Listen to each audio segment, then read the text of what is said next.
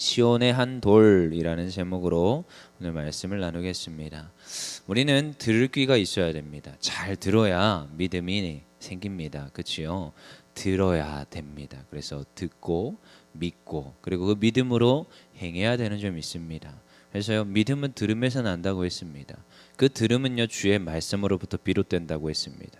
그래서요, 우리가 신앙인들이 잘 되어지고자 한다면, 정말로 신앙생활 잘 하고 하나님 영광 돌리고자 한다면 잘 들어야 될 점이 있습니다. 여기에 듣는 거는 앞서 예배드리면서 설교를 듣는다 이 말이 포함되는 게 아니라 하나님의 말씀을 읽고 듣는 것에 있습니다. 그래서 어쨌든 간에 잘 들으려고 하셔야 됩니다. 근데요, 여기에서도 중요한 거, 편식하시면 안 됩니다. 뭐든 들어야 됩니다. 다양하게 많이 드러나야 정말로 하나님 앞에서 그 말씀을 분별할 수 있는 지혜가 있고, 또한 그 삶 가운데 잘 되어지는 거지요. 편식하면요, 안 좋습니다. 저희가 저희 아이들한테도 가르치잖아요. 편식하지 말라고. 왜냐? 영양소를 골고루 이렇게 획득을 할 수 없기 때문에 편식하지 말라는 거거든요. 말씀도 똑같습니다. 편식하면 안 됩니다. 근데 오늘도 또 이사야 말씀입니다. 이사야 말씀에서 이제 늘 제가 그러지요. 심판의 말씀, 이런 어려운 말씀들 저도 거리끼지요. 그렇지만 이 거리끼는 말씀도 들을 수 있어야 됩니다. 오늘 보니까 어떻다고요? 사실은 이제 압수를 대한 얘기입니다. 원래 1절부터 쭉 읽어야 되는데 이제 14절로 이제 읽는 거예요. 그러면은 지금 14절이 무슨 내용이에요? 예루살렘에서 이 백성을 다스리는 너희 오만한 자야. 아수르. 이 지금 다른 지금 열방 중에서도 아수르를 가리키죠. 그들이 어떻다고요? 오만하다라는 것입니다. 너희들이 오만하다. 이 오만한 자들의 특징이 뭔지 아십니까? 남의 말을 듣지 않습니다. 남의 말을 귀담아 듣지 않습니다. 여러분, 제가 지나오다 보니까 저에게 싫은 말을 하는 사람이 많지가 않습니다. 지금은 더 그런 것 같아요. 지금은 이제 강도사 되고 이제 목회자 후보생이고 내년에 안수 준다고 하는데 지금은 더 없어요. 저한테 싫은 소리 하는 거. 근데 시간이 지나 보니까 더 그렇잖아요. 그리고 특별히 어른들이 되면 싫은 소리 해주는 사람들이 사라집니다. 한 분, 두 분씩 사라지죠. 특별히 친가, 엄마, 아빠, 그동안 엄마, 아빠가 늘 그렇게 얘기해 줬었는데, 근데 이제 그런 사람도 사라지잖아요. 스승도 이제 한 둘씩 사라지잖아요. 나이가 들어갈수록. 근데요, 제가 있어 보니까 저한테 싫은 소리, 좀 듣기 싫은 소리 해주는 사람은 부모님, 배우자, 그리고 스승님 정도밖에 안 됩니다. 요분들 빼고는 웬만하면 싫은 소리 안 합니다. 웬만하면 트러블 가운데서 나한테 화를 내는 사람 아니면 웬만하면 나한테 좀 너 이렇게 좀 똑바로 해라, 잘해라 하는 그런 싫은 소리 안 하더라고요. 근데요, 그 소리가 굉장히 지나고 나서 보니까 그리워질 때가 많습니다. 그리고 한번 생각해 봅시다. 그 소리를 하고자, 저한테 듣기 싫은 소리를 나한테 와서 하고자 얼마나 그 사람이 고민했겠습니까? 제가 찬양을 할 때 비염을 많이 씁니다. 코 이제 울림이, 그래서 비염 소리가 많이 나거든요. 근데 통성 기도할 때 그러면서 이제 좀 편안하게 기도할 수 있는 것도 있어요. 사실은 통성 기도하면서 방언 기도하면서 편안하게 기도하는데, 옛날에, 요즘은 이렇게 좀 울림 있는 소리를 냅니다. 근데 제가 신학생 때 항상 밥을 먹기 전에 한 30분씩 나라와 열방을 위해서 기도하는 시간들이 있었어요. 가서 열심히 큰 소리로 기도했죠. 근데 어리다 보니까 이제 이런 울림의 소리를 못 냅니다. 배에서 나는 소리, 코에서 나는 소리, 이런 지금 입에서 이 소리를 만들어 가지고 내는 소리가 안 되고요. 어떻게 하냐면 목으로 소리를 냅니다. 목으로 꽥꽥. 진짜로 목소리가 나는데요. 목에서 나는 소리가 나요. 그러면 30분 기도하면 목이 나가버려요. 근데 그걸 이제 본 거지요. 우리 성교학회에 있었던 선배였던 음악 전공하시고 이제 신학을 전공하러 오신 선배 형이 본 거예요. 그러고 나서 한 7개월쯤 됐나요? 저한테 이제 얘기를 하는 거예요. 그러면서 이제 요셉아, 목소리는 그렇게 내는 게 아니고 배에서 울림을 내서 소리하면서 기도를 해야 된다. 근데 네가 아직 배의 울림으로 기도하지 못하는 것 같은데 그럼 한번 고민을 해봐라. 그렇게 네가 목으로 자꾸 기도하다 보면 나중에 목 나간다. 특별히 너 너무 세게 기도하려고 너무 크게 기도하려고 목을 너무나도 쥐어 짜낸다. 자기가 이제 음악을 전공해서 안다는 거죠. 근데 그걸 딱 들었는데 기분이 굉장히 나쁘더라고요. 기분이 굉장히 나쁩니다. 20살에 들었어요. 20살에. 난 열심히 잘했다고 생각하는데 별로 목 안 아픈데 조금 시간 지나면 괜찮은데. 근데요, 그걸 이제 나중에 깨닫게 돼요. 그 당시에는 이해를 안 되고요. 왜 나한테 이런 싫은 소리 하지? 근데 지금까지 제가 그걸 기억하고 있잖아요. 이름도 기억합니다. 순, 훈 하면서 있는데요. 무슨 소리입니까 이게? 근데요, 그 듣기 싫은 소리, 나를 잘 되게 하여 주는 그 소리를 해주는 사람이 있더라는 겁니다. 근데 성경에도 있습니다. 사실 이 지금 이사야에 있는 이 예언의 말씀을 해주는 이사야도요, 이런 예언의 말을 하는 거요 좋지 않습니다. 근데요, 해야 되는 거예요. 왜요? 그들이 멸망길로 가는 게 뻔하기 때문에, 그 오만의 길로 가는 게 그 결과가 어떻다는 게 뻔하기 때문에 그 소리를 해줘야 됩니다. 그래서요, 이런 소리는요 어떻게 들어야 되느냐? 속히 들어야 되는 겁니다. 속히. 우리의 인생 가운데서 그렇습니다. 주변에 이런 소리를 해주는 사람들이 있습니다. 너 오만한 자요, 교만하지 말라, 오만하지 말라, 다시 돌아와서 겸손하여라. 이런 소리가 들려올 때에 아멘 하고 들어야 될 줄 믿습니다. 그러면요, 우리 인생이 달라지고요, 바뀌게 되어 있습니다. 변화가 되게 되어 있습니다.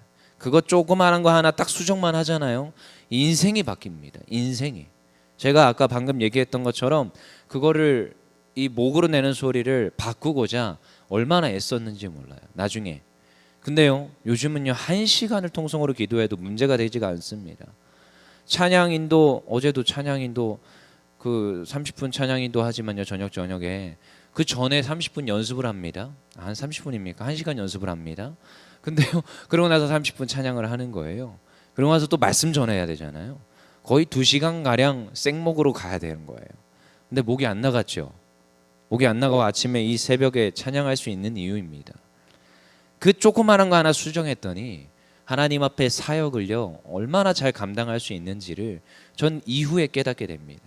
그때 그 나에게 쓴소리를 해줬던 그 형을요 잊을 수가 없는 게, 그 쓴소리가 저에게 약이 되더라는 거예요. 때로는 우리에게 이 쓴소리가 있을 수 있습니다. 듣기 싫은 말일 수 있습니다. 하지만 이게 무엇입니까? 우리 인생의 약이 되는 말씀임을 믿습니다. 심판의 메시지요, 하지만 이 심판 가운데서 우리가 무엇을 잡아야 된다고 했습니까? 소망과 희망을 바라보라 했습니다. 이사야 말씀은 너희가 잘 되어지는 데 초점이 맞춰져 있습니다. 너희가 멸망할 것이다, 이거에 초점이 아닙니다. 이걸 뛰어넘고 너희들 어떻게 해라, 돌아오라. 그러면은 반드시 하나님께서 회복을 더하신다. 이게 초점이고 이사야가 말하고자 하는 핵심 메시지임을 믿습니다. 그래서 뭐라고 합니까? 15절 읽어보겠습니다. 시작. 너희가 말하기를 우리는 사망과 언약하였고 수월과 매각하였은즉 넘치는 재앙이 밀려올지라도 우리에게 미치지 못하리니 우리는 거짓을 우리의 피난처로 삼았고 허위 아래에 우리를 숨겼음이라 하는도다. 지금 이 아수르가 이야기하는 거예요. 자기네들은 지금 우리는 괜찮을 거야, 우리는 문제가 없어, 거짓에 숨은 거예요. 거짓에. 우리는 지금 잘 되고 있어. 여러분 착각하면 안 됩니다. 잘 될 때가 위험한 겁니다. 잘 될 때가 가장 위험한 겁니다. 내 인생이 지금 아무 문제 없이 순탄하게 잘 갑니까? 긴장하셔야 됩니다. 언제 한번 꼬꾸라질지 모르거든요. 인생의 그래프 여러분 그려보셨습니까? 이렇게 그려집니다. 한번 나이 순으로 개월 순으로 한번 인생의 그래프를 그려보세요. 잘 되다가 확 떨어질 때 있습니다. 이런 그래프를 그리게 되어 있습니다. 근데 항상 담임 목사님 그러시죠. 그래프가 어떻게 가야 된다? 그렇게 가지만 이렇게 가야 된다. 그래서 잘 되어지는 그래프, 위로 올라가는 그래프가 돼야 돼요. 근데 어떤 이들의 그래프는 너무 잘 됐는데 뚝 떨어졌다가 또 올라갔다가 뚝 떨어졌다가 또 올라갔다가, 근데 결국 어디로 가요? 손이 어디로 가고 있습니까? 계속 내려가지요. 이런 인생이 되면 안 된다는 거예요. 인생은 계속 위아래로 가지만 그럼에도 위로 올라가야 되는 그 인생의 그래프. 근데 인생의 이 그래프 가운데서 우리가 알게 되는 것은 하나님께서 주시는 그 메시지를 듣고 돌이키는 데 있습니다. 그래서 하나님이 또 그럽니다. 아니야, 너희들 어떻게 할 거야? 무엇을 바라봐야 돼? 16절 보겠습니다. 16절 시작. 그러므로 주 여호와께서 이같이 이르시되 보라 내가 한 돌을 시온에 두어 기초를 삼았노니 곧 시험한 돌이요 귀하고 견고한 기초돌이라 그것을 믿는 이는 다급하게 되지 아니하리로다. 심판의 때에 우리가 붙잡아야 될 돌이 무엇입니까? 붙잡아야 할 것이 무엇입니까? 우리가 교회가 가진 것이 무엇입니까? 교회는 복음을 가진 줄 믿습니다. 예수 그리스도를 가진 줄 믿습니다. 여기서 나오는 이 시온에 두어 기초를 삼은 이 돌은요 예수 그리스도를 말하고 있습니다. 주춧돌, 머릿돌, 그렇죠? 저희 아버지 교회 가보면 그 교회 건물을 사실은 옛날에 팔리려고 한 건물이에요. 그러니까 교회가 빚을 못 갚아서 이제 경매로 넘어간 거죠. 근데 이제 저희가 지축에서 보상을 받아가지고 그 건물을 매입을 하게 됩니다. 엄한 대로 괜히 갔다간 스포츠 센터가 돼버리니까 우리가 사자. 사실 건축을 하려고 했었어요. 보상이 딱 나왔을 때 건축을 하자라고 했는데 그 대신교단 안에 그 교회가 경매로 하나 넘어가는 게 있어가지고 그걸 어떻게 붙들게 됩니다. 그러면서 제값 다 주고 사왔어요. 그래서 그 교회 다 이자 다 청산하게 다 도와주고 거기 목사님 다 편히 봐줘서 제주도로 돌아가시게 하시고 뭐 아무튼 이런저런 뭐 있었는데요. 거기에 그 교회를 제가 가봤더니 주춧돌 해가지고 머릿돌이라고 해서 머릿돌이 딱 그 계단 입구에 딱 새겨져 있습니다. 그 머릿돌을 딱 하는 거죠. 몇 년에 이 교회가 건립되었음 이렇게. 그러니까 뭐예요? 머릿돌이라는 거예요. 머릿돌. 주춧돌이라는 것이 그 가장 기본이 되어지는 그 돌을 가리키고 있습니다. 근데요, 여러분 우리가 잘 생각해 봐야 됩니다. 교회도요, 어디 위에 터를 잡아야 됩니까? 여러분 우리가 모래에 성을 쌓는 게 아닙니다. 우리 인생은요, 그리스도 예수 그리스도의 그 단단한 반석 위에 세워가는 인생이 되어야 될 줄 믿습니다. 오늘 여기서 말하는 것은 시온의 기초돌, 이 지금 시온의 이 한 돌 위에 하나님께서 지금 견고한 하나님의 나라를 세워감을 말하고 있습니다. 여러분 교회는 어디 위에 세워졌습니까? 예수 그리스도 위에 세워진 줄 믿습니다. 예수님이 물어보셨습니다. 그래 너희는 나를 누구라 하느냐? 아 선생님이요, 선생님은 선지자요, 뭐 선생님은 어떻게 얘기합니다. 아니야. 그래 그러면 너희들은 나를 누구라 하냐? 제자들한테 말하는 거죠. 너희들은 나를. 그래서 그때 베드로가 고백을 합니다. 손을 번쩍 들면서 주는 그리스도시요 살아계신 하나님의 아들입니다. 이 고백을 하지요. 그리고 예수님이 그 베드로에게 말을 해줍니다. 그제서야 내가 그 고백 위에요. 그 반석 위는 이 반석은 베드로를 가리키는 게 아닙니다. 저희 개신교적 입장의 해석은 천주교적 입장의 해석은요. 그 반석 위는 베드로 위에 교회를 세운다는 거예요. 그래서 초대 교황이 베드로가 되는 것이요. 아니요. 그 반석 위는 그 믿음의 고백 위에 교회를 세운다는 거예요. 베드로가 방금 말한 그 믿음의 고백. 그게 무엇입니까? 주는 그리스도시요 살아계신 하나님의 아들입니다. 이 고백 위에 교회를 세울 것이다. 분명히 얘기하고 있습니다. 그래서 네가 가는 곳곳마다 하늘의 권세, 이 놀라운 하늘나라의 열쇠를 더해 준다는 것. 이게 무엇입니까? 교회의 권세를 얘기하고 있습니다. 그래서 어디 위에 교회를 세웁니까? 어디 위에 우리의 인생을 건립하고 세워가야 됩니까? 예수 그리스도 위에 세워가는 그 인생이 되어야 될 줄 믿습니다. 오늘 이 시온의 한 돌이 우리에게 소망이 되어지고 우리에게 희망이 되어지고 우리에게 능력이 되어지는 말씀이 되어야 될 줄 믿습니다. 근데요 이게요 그냥 단순히 이 16절에 나오는 게 아니에요. 베드로 전서 2장 6절에 8절입니다.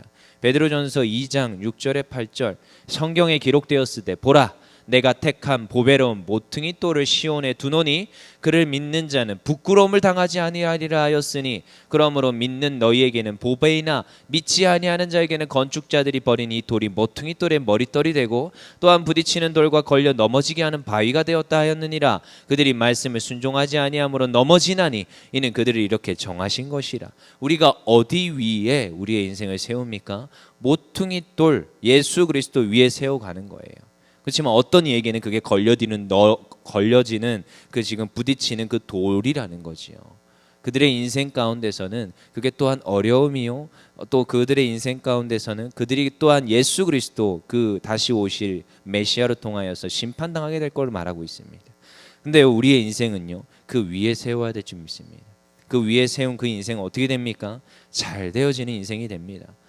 저 세상이 말하는 소리를 듣고 오만한 자의 소리, 오만한 자의 그 이야기에 귀 기울이면서 살아가고 그 오만한 자들이 세우는 모래성을 쌓아가는 인생은요, 무너지게 되어 있고 그 결과에 대해서는 수없이 얘기합니다. 멸망에 대해서 얘기합니다. 심판에 대해서 얘기합니다. 결국은 걸려서 넘어지고 망하는 것을 말하고 있습니다.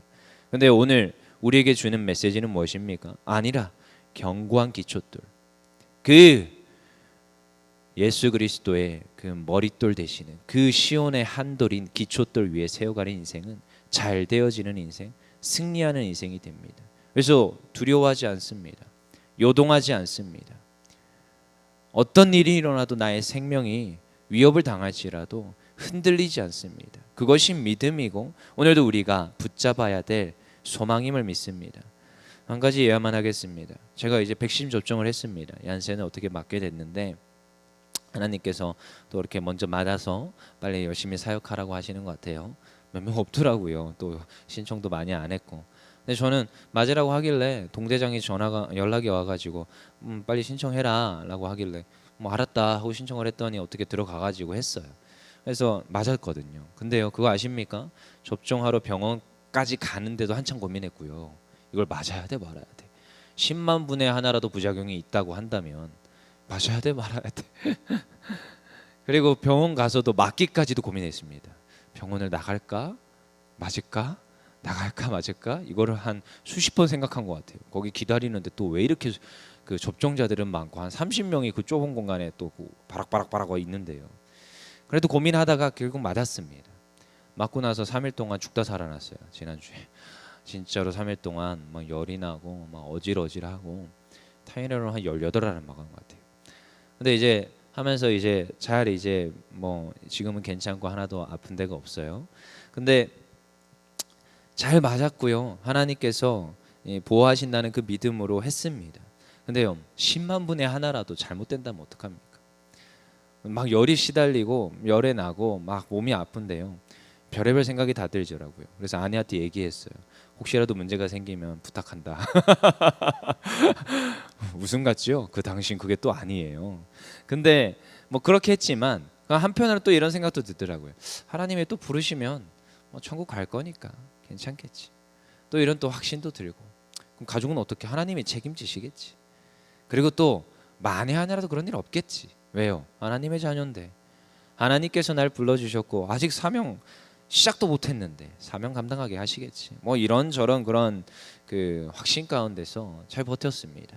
그러니까 하나님께서 완전히 부작용 하나도 없이 지금은 깨끗하게 사역 잘하게 하시고 건강하게 하시는데요. 근데 또 이런 케이스가 있지만 또 다른 케이스, 저같이 이렇게 고민한 사람들이 있더라고요, 많이. 그래서 병원 앞에까지 가서 돌아온 사람들이 꽤 있습니다.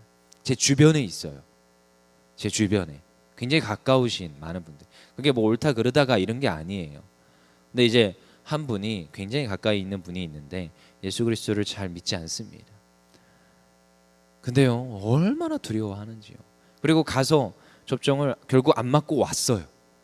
그래가지고 너무너무 자기는 그렇다는 거예요.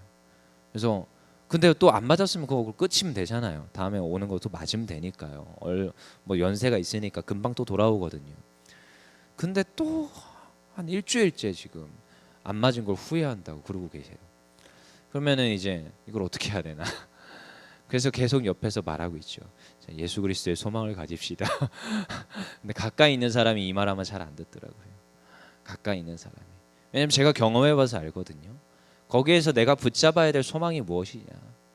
10만 분의 하나라도 내 생명이 위태하다고 한다면 그때 가서 그걸 붙잡아야 될 소망이 무엇이냐.